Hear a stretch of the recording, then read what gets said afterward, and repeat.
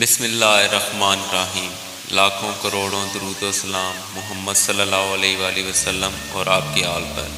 السلام علیکم ویورز، میں ہوں آپ کا میزبان عقیل ناصر، آپ کو اپنے چینل پہ خوش آمدید کہتا ہوں۔ آج ہم اللہ والے حضرت بختیار کاکی رحمۃ اللہ علیہ کے حالات زندگی، ان کی خدمات، تعلیمات کے حوالے سے معلومات فراہم کریں گے آپ کو۔ حضرت بختیار کاکی 1173 میں پیدا ہوئے۔ آپ کی ولادت کا مقام موجودہ علاقہ کرغستان ہے۔ آپ کے والد کا نام سید کمال الدین موسیٰ الحسینی تھا۔ آپ کے والد کی وفات کے وقت آپ کی عمر 1.5 سال تھی۔ آپ کا اصل نام بختیار تھا اور بعد میں خواجہ قطب الدین کے نام سے بھی جانے جاتے ہیں۔ آپ حسینی سید ہیں۔ آپ کی والدہ نے آپ کی تعلیم کا بہترین انتظام کیا اور آپ نے ابتدائی تعلیم شیخ ابو حفص سے حاصل کی۔ آپ حضرت خواجہ معین الدین چشتی کے ہاتھوں بیعت ہوئے اور بعد میں خواجہ معین الدین چشتی اجمیری نے آپ کو اپنا خلیفہ مقرر کیا۔ خواجہ معین الدین چشتی ہی نے آپ کو ہند میں رہنے کا حکم دیا اور اسی بنا پہ خواجہ معین الدین چشتی کے روحانی جانشین مقرر ہوئے۔ خواجہ معین الدین چشتی علیہ رحمہ کے حکم پر آپ دلی آئے اور یہاں دین اسلام کی خدمت سر انجام دی۔ آپ سلطان التمش کے دور میں دلی تشریف لائے۔ جب آپ یہاں تشریف لائے تو روزانہ کی بنیاد پر لوگ آپ کے پاس آنے لگے اور ایک کرامت کی بدولت آپ کو کاکی کے لقب سے پکارا جانے لگا۔ دلی میں کہا جاتا ہے کہ آپ کے معاشی حالات بہت خراب تھے، لیکن آپ نے حالات سے کبھی سمجھوتا نہ کیا۔ آپ کی زوجہ آپ کے گھر کے ساتھ ایک تندور والے سے ادھار سودا سلف لیا کرتی تھی، جسے حضرت ناپسند فرماتے تھے، اور آپ نے اپنی زوجہ کو مزید ادھار لینے سے منع کیا اور کہا جب بھی روٹی کی ضرورت ہو گھر کے ایک مقام سے جس وقت چاہیے لے لیا کرو، اور ایسا ہی ہوا۔ آپ کی زوجہ کو جس وقت ضرورت ہوتی وہ وہاں سے روٹی جو کاک کی بنی ہوتی میسر آ جاتی۔ دکاندار کو حضور کے گھر سے سودا نہ خریدنے کی فکر ہوئی تو اس نے اپنی بیوی کو ماجرا جاننے کے لیے بھیجا، تو سرکار کی زوجہ نے بات بتا دی اور اسی بنا پر آپ بختیار کاکی کے نام سے مشہور ہو گئے۔ حضرت بختیار کاکی رحمۃ اللہ علیہ 17 سال کے تھے جب حضرت خواجہ معین الدین چشتی رحمۃ اللہ تعالیٰ سے ملاقات ہوئی اور حضرت سے اپنی مریدی میں لینے کا سوال کہا، تو حضرت نے بلا تعامل انہیں قبول کیا۔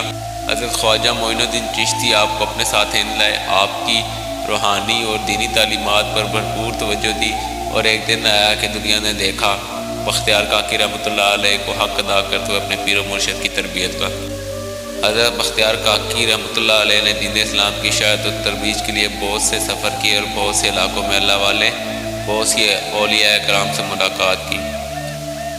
جب دہلی میں آپ کی شہرت بہت بڑھ گئی تو آپ کے ہم عصر بہت سے علماء اور لوگوں میں آپ کے لیے حسد پیدا ہو گیا، اور جہاں موقع ملتا آپ کی غیبت اور آپ کی برائی کا کوئی موقع ہاتھ سے نہ جانے دیتے۔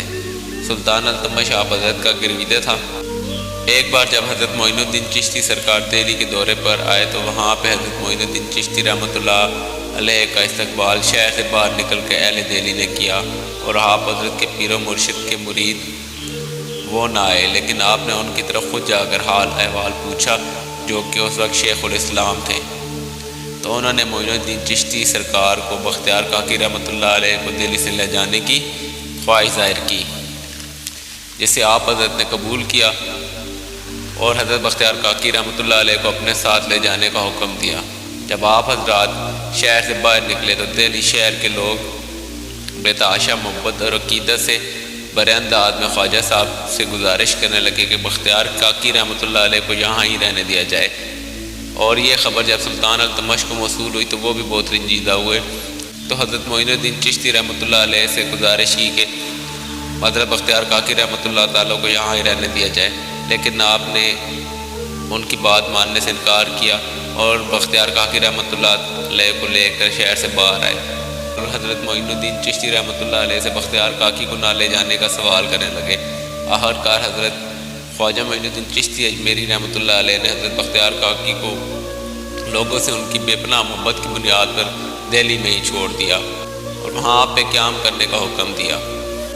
حضرت خواجہ معین الدین چشتی رحمۃ اللہ علیہ نے 40 دن پہلے اپنی وفات سے ایک محفل میں اپنی وفات کے حوالے سے بتا دیا۔ بختیار کاکی رحمۃ اللہ علیہ فرماتے ہیں جب یہ وصیت لکھ دی گئی تو حضرت خواجہ نے مجھے اپنے قریب بلوایا، اپنا امامہ، کپا اور چھڑی میرے حوالے کی اور اپنے جوتوں کا ایک جوڑا بھی۔ حضرت بختیار کاکی رحمۃ اللہ علیہ نے بہت مشکلات دیکھی، ریاضت اور عبادت میں مشغول رہے۔ آپ ہر وقت مراقبے کی حالت میں ہوتے تھے۔ آپ کو بہت ہی کم دیکھا گیا کہ آپ اللہ کی یاد میں محو نہ ہوں۔ ماں سوائے نماز سے پہلے آپ اپنی عام حالت میں ہوتے تھے۔ آپ کی وفات 1237 دہلی میں ہوئی۔ آپ اپنی وفات سے پہلے ایک جگہ سے گزرے تو آپ نے اپنی قبر کی جگہ کی طرف اشارہ کیا۔ آپ دہلی میں قطب مینار کے پاس مدفن ہیں۔ آپ کے روحانی جانشینوں میں بہت سے خلفاء شامل ہیں، لیکن بابا فرید گنج شکر، بدر الدین غزنوی، شیخ برہان الدین بلخی، سلطان شمس الدین التمش بہت مشہور گزرے ہیں۔ آپ کا جنازہ سلطان الشمس نے پڑھایا تھا۔ آپ نے اپنا جنازہ پڑھانے والے کی شرائط بیان کی، جن پہ بھرے مجمع میں کوئی مسلمان پورا نہ اترتا تھا۔ آخر سلطان آنکھوں میں آنسو لیے سامنے آئے اور کہا کہ بختیار کاکی رحمۃ اللہ علیہ نے ان کا پردہ دنیا کے سامنے فاش کر دیا۔ آپ نے آپ کی نماز جنازہ پڑھائی۔ بہت شکریہ ناظرین، آپ کے وقت کا اپنا خیال رکھیے گا اور اپنے چینل کا بھی۔ خدا حافظ۔